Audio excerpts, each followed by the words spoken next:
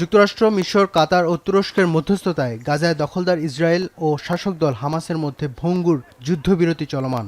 শান্তি পরিকল্পনার প্রথম ধাপ হিসেবে এই যুদ্ধবিরতি কার্যকর হয় ২০২৫ সালের ১০ অক্টোবর। দুবছরের নজিরবিহীন সংঘাতের এ পর্যায়ে পরিকল্পনার দ্বিতীয় ধাপ শুরুর ঘোষণা দিয়েছে যুক্তরাষ্ট্র।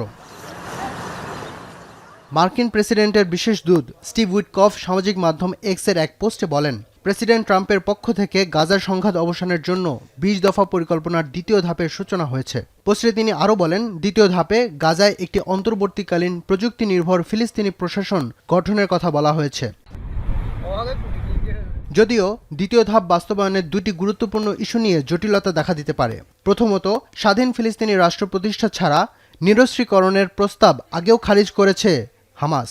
একই সঙ্গে গাজা থেকে পূর্ণাঙ্গ সেনা প্রত্যাহারে শতভাগ রাজি নয় ইসরায়েলও। বুধবার গাজা পরিচালনায় ফিলিস্তিনিদের নিয়ে প্রযুক্তি নির্ভর কমিটি গঠনের কাজ সম্পন্ন হওয়ার ঘোষণা দিয়েছে মধ্যস্থতাকারী দেশগুলো। মিশরের পররাষ্ট্র মন্ত্রণালয়ের জারি করা এক যৌথ বিবৃতিতে এ তথ্য জানানো হয়। ৩ মধ্যস্থতাকারী দেশ এই উদ্যোগকে স্থিতিশীলতা জোরদার ও গাজার মানবিক পরিস্থিতির উন্নয়নের পথে একটি গুরুত্বপূর্ণ অগ্রগতি হিসেবে উল্লেখ করে।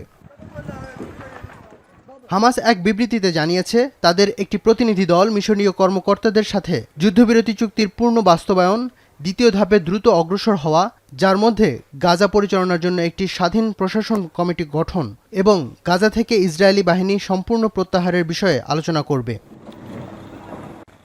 এদিকে যুদ্ধবিরতি কার্যকর হওয়ার পরও হামাস ও ইসরায়েলের মধ্যে পারস্পরিক চুক্তি লঙ্ঘনের অভিযোগ অব্যাহত রয়েছে।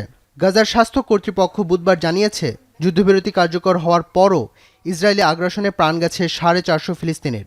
২০২৩ সালের ৭ অক্টোবর থেকে গাজায় ইসরায়েলের সামরিক অভিযানে নিহতের সংখ্যা ৭১,০০০-এরও বেশি। ফাজর আলী খান, এখন বিশ্ব। সানবিট সব দিবে সামাল। সানবিট ম্যাজিক প্রেস ডিশওয়াশিং এর মাথা ঘোরানো সলিউশন।